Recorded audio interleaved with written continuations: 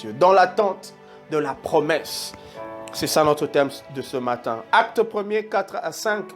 Comme il se trouvait avec eux, il leur recommanda de ne pas s'éloigner de Jérusalem, mais d'attendre ce que le Père avait promis.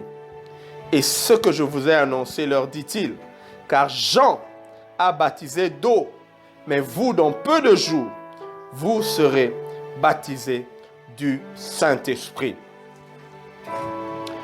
Luc chapitre 24, à partir du verset 48. Vous êtes témoins de ces choses. Et voici, j'enverrai sur vous ce que mon Père a promis.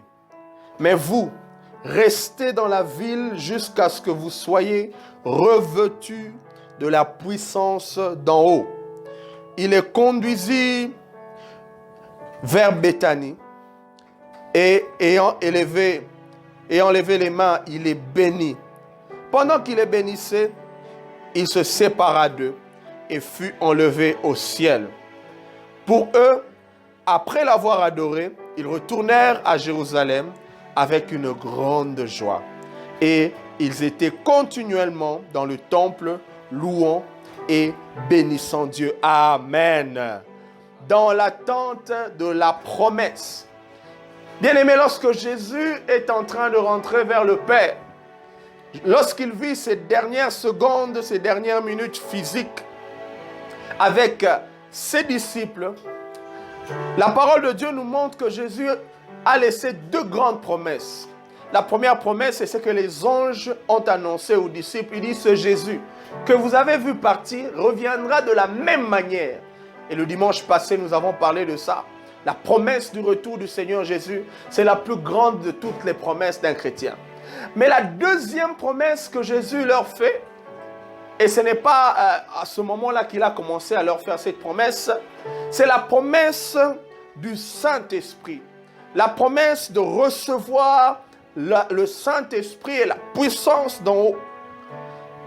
Depuis le soir où Jésus devait être livré, Jean nous rapporte à partir du chapitre 13 jusqu'au chapitre 17 cette longue conversation que Jésus a eue avec ses disciples. Et parmi les choses qu'il leur a dit, il dit le Consolateur viendra. Et ça, c'est une merveilleuse promesse que Jésus avait laissée à ses disciples. Il leur dit, s'il vous plaît, ne vous éloignez pas de Jérusalem, mais attendez ce que le Père a promis. Attendez la promesse de Dieu. Et la promesse dont il est question, pour eux, c'était la promesse de la descente du Saint-Esprit. Pour les rendre capables d'être témoins du Christ, les rendre capables d'aller et de faire de toutes les nations des disciples. Et j'aimerais qu'on examine, bien aimé, quelques réalités, quelques éléments qui sont attachés à l'attente d'une promesse. Peut-être tu es en train de me suivre. Tu as reçu des promesses de Dieu. Tu as reçu une promesse particulière du Seigneur pour ta vie. Et le temps que ces choses s'accomplissent, j'aimerais t'aider à comprendre certaines réalités pour t'encourager à ne pas baisser les bras, pour t'encourager à ne pas te détourner. Parce que quand Dieu fait une promesse, il l'accomplit toujours. Même si cela tarde, il l'accomplira toujours. Alors, quelle doit être l'attitude d'un chrétien lorsqu'il est en attente d'une promesse de Dieu? J'aimerais partager avec vous, bien-aimés, 4 éléments dans l'attente de la promesse. 4 choses qui sont importantes à saisir lorsque tu es dans l'attente de la réalisation d'une parole que Dieu a déclarée pour toi. Lorsque nous sommes en attente de la promesse du réveil que Dieu a promis de répandre dans notre pays, du réveil que Dieu a promis de répandre dans toute l'humanité. Cette crise du Covid-19, beaucoup l'ont vu, beaucoup le sentent dans leur cœur, que cette crise est en train de précéder un grand mouvement de réveil annoncé par le Seigneur des années passées, des décennies passées. Je suivais même le feu pasteur David Wilkerson, qui avait fait une merveilleuse prophétie vers les années 80 sur le temps que nous sommes en train de vivre. Il avait déjà vu cette pandémie en esprit. Et il avait annoncé qu'après ces choses, il y a un grand mouvement de réveil qui va commencer sur la terre. Mais dans l'attente de cette promesse, 4 choses, 4 éléments que tu dois discerner et que tu dois saisir. Premièrement, c'est le lieu de l'attente. Lorsque tu as une promesse, cette promesse et la réalisation de cette promesse est attachée à un lieu précis. Jésus est en train de dire à ses disciples, il dit, ne vous éloignez pas de Jérusalem. Vous savez, quand on lit ça de cette manière, ça paraît simple, ça paraît clair. Souvenez-vous que lorsque Jésus est ressuscité, il leur avait dit, je vais vous précéder en Galilée. Attention, Galilée, Jérusalem, ce n'est pas la porte à côté. Galilée, c'est vers le nord. Et Jérusalem, c'est vers le sud, dans la région qu'on appelle la Judée. Alors, vous connaissez l'histoire, j'en ai parlé dans les prédications qui ont précédé pendant la période de Pâques, qui ont suivi la période de Pâques. Jésus a demandé aux disciples de se rendre en Galilée, de remonter vers le nord. Et c'est là qu'ils se sont rencontrés, c'est là qu'il leur a donné les dernières instructions. Et puis il leur dit, restez à Jérusalem, retournez en Jérusalem, allez attendre la promesse de Dieu là-bas. Mais attention, Jérusalem à cette époque, ce n'était pas un lieu sûr pour les disciples. Jérusalem, c'est la ville qui a approuvé la crucifixion de leur maître. Jérusalem, c'est le lieu où ils étaient enfermés, confinés, parce qu'ils avaient peur des leaders religieux. Les mêmes leaders qui ont fait arrêter Jésus et qui l'ont crucifié pouvaient également s'en prendre à leur vie. Jérusalem n'était pas un lieu de confort pour les disciples. Mais Jésus leur dit, retournez en Jérusalem. Attendez la promesse là-bas. Oh bien-aimé, là où tu vois un lieu plein de dangers, peut-être tu te retrouves dans un lieu qui ressemble à Jérusalem, où ta vie semble menacée, où les choses ne semblent pas marcher. Mais c'est exactement l'endroit où Dieu veut déclencher la réalisation de sa promesse. Pour les disciples, Jérusalem, c'était un lieu dangereux. Souvenez-vous, le texte que nous lisons, c'est 40 jours après la résurrection. Donc il y avait toujours cette menace des leaders juifs de Jérusalem. Mais Jésus dit, rentrez à Jérusalem. Bien aimé, quand Dieu te promet une chose, il attend que tu sois à un endroit précis où il t'a placé. Lorsque Dieu t'a appelé au ministère et qu'il a répondu beaucoup de choses dans ta vie et qu'il a déclaré des promesses sur la manière dont tu vas impacter les autres, il attend de toi d'être dans un lieu bien précis. Si Jérusalem était un lieu de danger pour les disciples, mais pour Dieu, Jérusalem c'était le lieu de l'attente idéal, le lieu où Dieu allait déployer sa puissance. Et vous savez, dans la sagesse de Dieu, Dieu savait que 10 jours après, lorsque la promesse se réaliserait et que le Saint-Esprit descendra à ce jour-là, Jérusalem serait remplie des gens qui sont venus de partout. Dieu était très stratégique dans la manière dont il a arrangé les choses. Donc la première chose qu'il faut tenir compte, c'est le lieu de l'attente. Où est-ce que Dieu te veut? On ne court pas derrière la réalisation de la promesse. Non, c'est la promesse qui viendra te rejoindre au lieu où Dieu t'a placé. Demeure au pied du Seigneur. Est le lieu de l'attente par excellence. Le lieu où nous pouvons attendre la réalisation des promesses de Dieu par excellence. C'est la simple présence de Dieu. C'est la présence du Seigneur. C'est la présence de Dieu que nous portons chaque jour. Nous sommes le temple du Dieu vivant. Et nous devons maintenir notre temple en bon état. Maintenir notre temple dans la sainteté, dans la consécration. Parce que c'est le lieu où la réalisation de notre promesse arrive. Deuxième élément, deuxième paramètre, lorsque nous sommes dans l'attente de la promesse de Dieu, c'est le temps de l'attente. C'est le temps. Je crois que c'est un des éléments très, très importants. Vous savez, lorsque on étudie le temps du jour où Jésus a fait la promesse, jusqu'à la réalisation de la promesse de la descente du Saint-Esprit, ça fait simplement 10 jours. Parce que la Bible dit que Jésus est resté 40 jours après sa résurrection avec ses disciples et le Saint-Esprit est descendu le jour de la Pentecôte, c'est-à-dire 50 jours après la résurrection, 50 jours après la fête des prémices. Donc il y avait un temps d'attente de 10 jours. Et c'est intéressant de voir comment est-ce que la parole de Dieu, la révélation de la parole de Dieu nous aide à comprendre qu'est-ce que ça veut dire ces 10 jours-là. Vous savez, dans la Bible, lorsque nous lisons certains récits, certains autres passages bibliques, nous comprenons que 10 jours, 10 ans, c'est symboliquement un temps d'épreuve, un temps où Dieu te teste, un temps où Dieu te fait passer un examen. Regardez, Dieu a donné 10 commandements à Israël. 10 commandements pour leur permettre d'être un peuple agréable. Dieu les a éprouvés par ces commandements pour voir s'ils étaient capables de vivre une vie juste. Mais vous connaissez l'histoire. Israël a été incapable d'accomplir toute la loi de Dieu. C'est pourquoi Paul avait compris cela. Il a dit que la loi, ce n'est qu'un pédagogue. C'est comme un maître de classe qui est en train d'éprouver ses élèves pour voir s'ils ont compris la matière. Dieu a frappé l'Égypte de 10 plaies. Et pendant ces 10 plaies, on ne sait pas quel est l'intervalle qu'il y avait entre chaque plaie. Peut-être c'était 1 jour, 2 jours.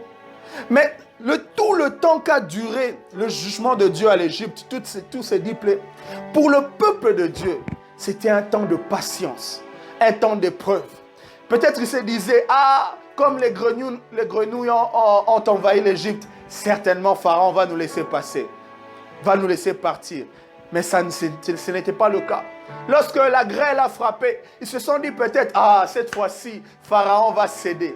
Mais Pharaon n'avait pas cédé.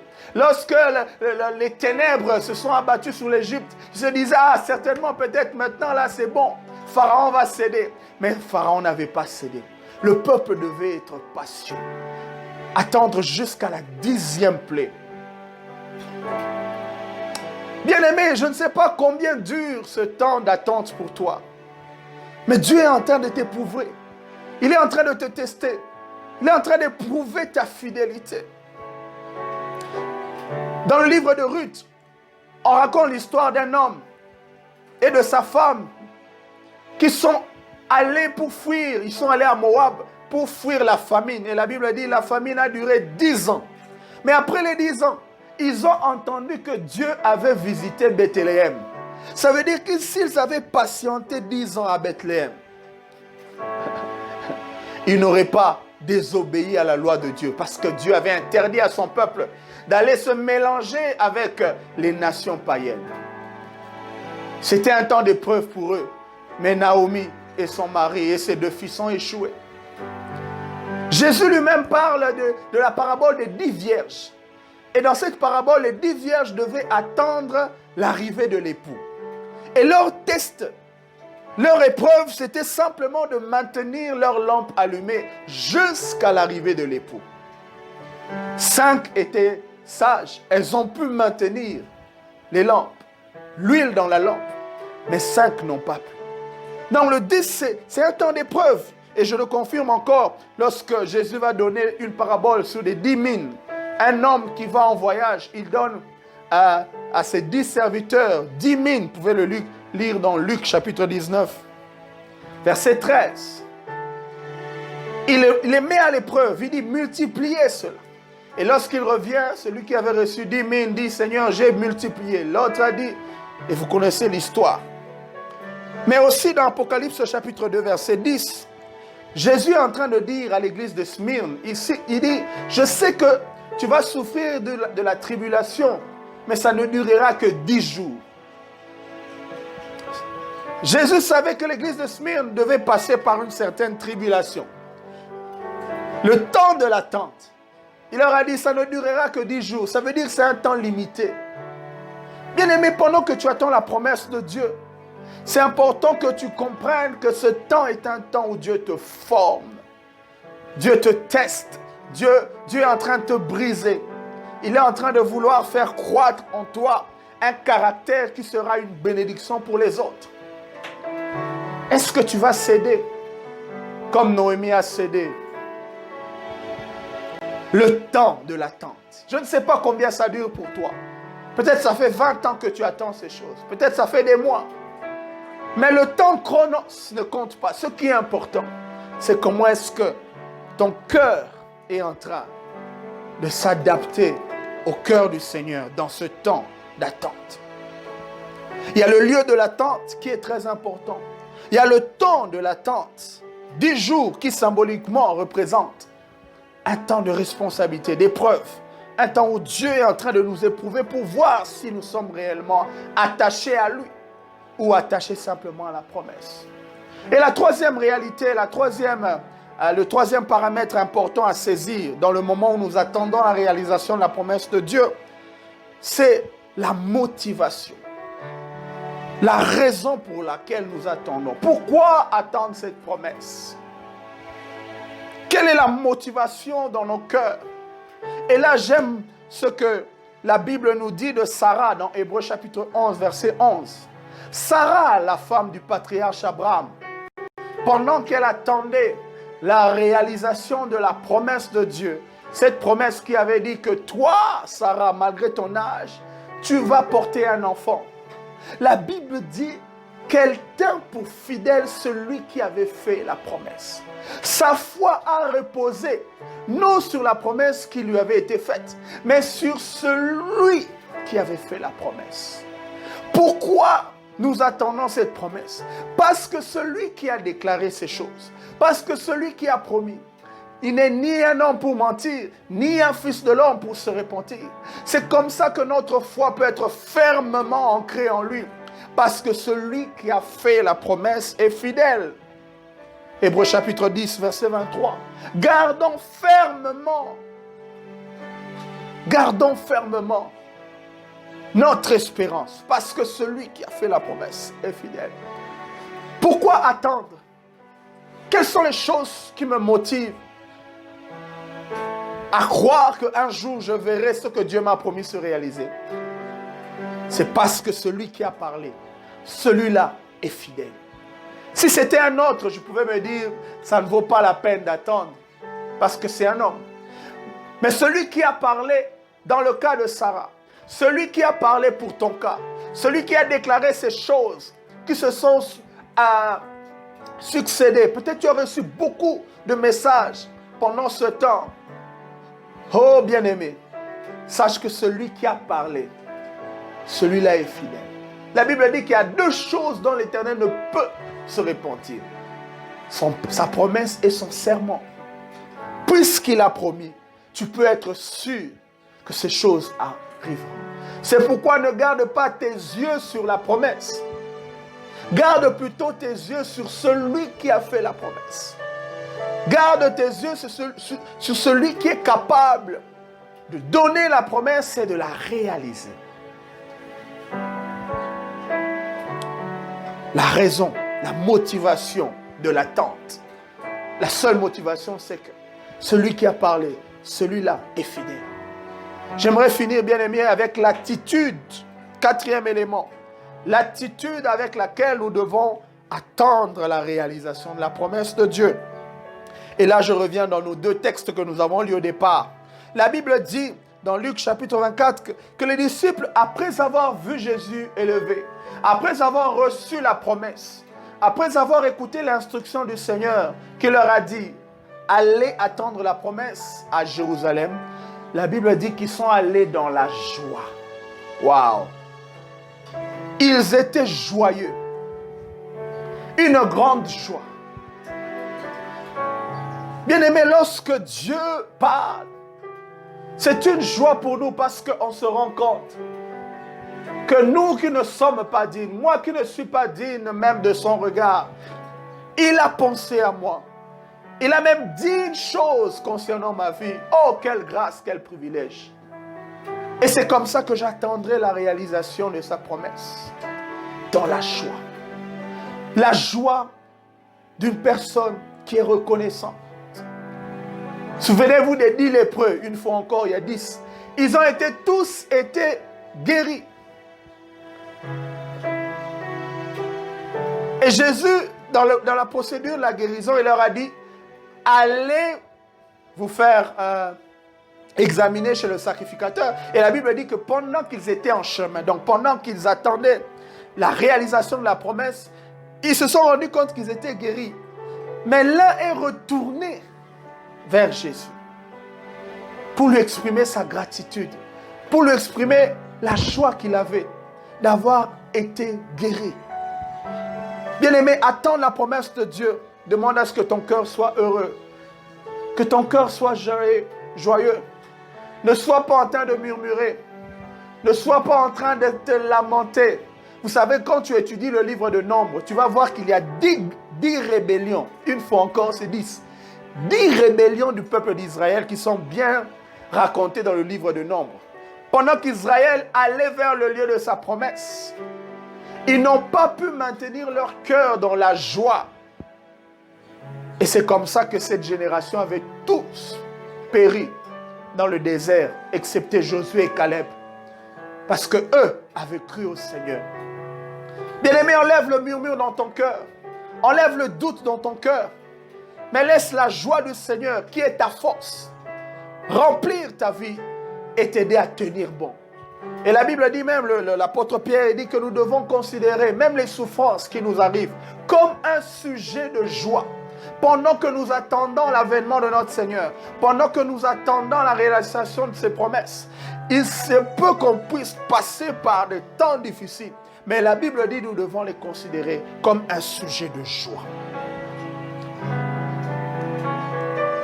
Nous attendons les promesses de Dieu dans l'attitude de joie, mais aussi dans la louange et dans l'adoration. La Bible dit qu'ils étaient continuellement dans le temple en train de louer et de bénir le Seigneur. Au lieu de te poser des questions, au lieu de quitter église après église pour chercher à voir les choses promises se réaliser, demeure là où Dieu t'a placé. Demeure dans le lieu de ton attente et bénis le Seigneur. Loue le Seigneur. Loue le Seigneur par ta vie, par la qualité de vie que tu lui offres. Loue le Seigneur par le sacrifice de louange, le fruit de tes lèvres, qui confesse son nom. Qui confesse son nom même quand les temps sont durs. Qui confesse son nom même lorsque tu vois le contraire de ce que tu espères. C'est ça le sacrifice. Oh bien-aimé, il n'y a pas longtemps, j'ai compris ce verset. Ce que ça voulait dire. Offrir à Dieu un sacrifice de louange. Le fruit de tes lèvres. Quand on dit sacrifice, c'est quelque chose qui fait mal. C'est-à-dire que tu es en train de vivre des choses contraires à ce que Dieu t'a dit. Tu es en train de vivre exactement le contraire de tes aspirations. Mais tu bénis le Seigneur parce que tu sais qu'il est fidèle. Tu élèves ta voix et tu le loues, tu l'adores. Tu te consacres encore davantage. Toi à qui Dieu t'a promis un bon mariage.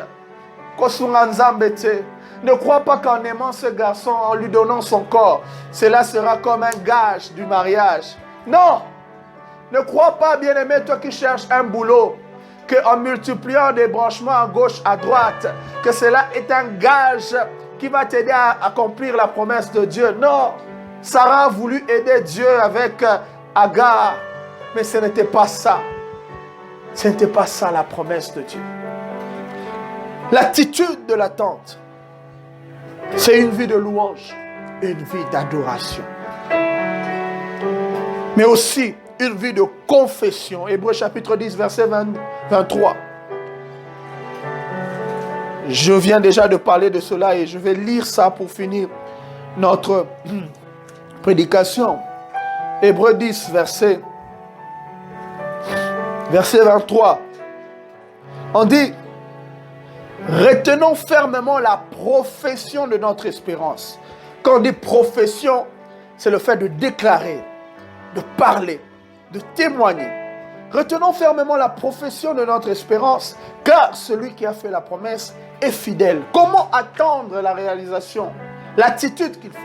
Il faut confesser que Dieu est fidèle. Il faut confesser notre foi. confesser notre espérance. Seigneur, je sais que tu ne mens pas. Seigneur, je sais que ce que tu as dit, tu l'accompliras. Seigneur, je sais que tu n'as jamais menti à quelqu'un.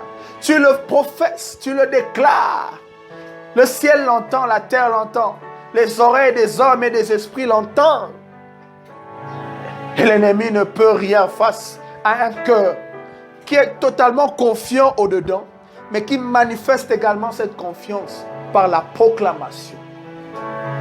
N'est-il pas écrit, ils l'ont vaincu à cause du sang de l'agneau et à cause de la parole de leur témoignage. Oh bien-aimé, celui qui a fait la promesse est fidèle. Dans l'attente de la promesse, quelle est ton attitude? Dans l'attente de la promesse, est-ce que tu es dans le lieu de ton attente? Est-ce que tu discernes que le temps qui est en train de s'écouler jusqu'à ce que ces choses arrivent est un temps où Dieu est en train de t'éprouver afin de te travailler, de te rendre parfait?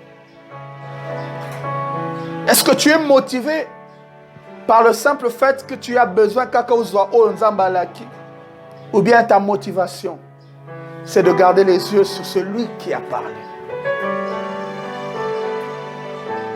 Mais aussi, quelle est l'attitude? Seigneur, je te bénis pour ce message. Merci parce que tu veux encourager mon frère, ma soeur qui m'a suivi. Pour lui dire que de la même manière, tu avais promis aux disciples la venue du Saint-Esprit et que tu l'as réalisé 10 jours après. Seigneur, aide-nous à traverser ces 10 jours dans une attitude de louange. Mets la joie dans nos cœurs, même si nous devons rentrer à Jérusalem, là où nous sommes en danger, là où nous ne savons pas qu'est-ce qui peut nous arriver. Mais au moins, même là dans Jérusalem, que notre cœur soit heureux, parce que c'est le lieu où tu nous as placés. Et nous savons que tant que tu nous as placés quelque part, rien ne peut nous arriver. Seigneur, je prie que quelqu'un prenne le courage aujourd'hui de retourner vers le lieu de son attente. Comme le fils prodigue s'est rendu compte que là où je suis, ce n'est pas le lieu qui m'est destiné. Je dois retourner vers mon Père. Merci parce que tout ce que tu as déclaré dans la vie de mon frère, de ma soeur, sont oui et amen. Je prie au nom de Jésus que tu soutiennes son cœur afin qu'il ou elle t'attende et attende la réalisation de sa promesse dans les conditions que toi tu nous as révélées ce matin par ta parole. Bénis ton Église à travers le monde qui attend ton retour. Bénis ton Église, ton épouse, qui est dans cette attitude d'attente. Nous pensons à ceux qui sont persécutés dans des coins compliqués, Père. Soutiens leur foi. Augmente la joie dans leur cœur. Je prie pour l'Église universelle. Combien nous murmurons, combien nous pleurons, au lieu d'attendre tes promesses, dans la joie et dans la louange. Père, restaure l'autel de louange, comme David l'a fait. Restaure, Seigneur, dans ton Église, la tente de David, où nous pouvons te louer et t'adorer, toi et toi seul, loin de toute forme de religiosité, mais nous focaliser sur toi et toi seul, t'adorer en esprit et en vérité. À toi soit la gloire, l'honneur, la puissance. Au nom de Jésus, nous avons ainsi prié. Amen.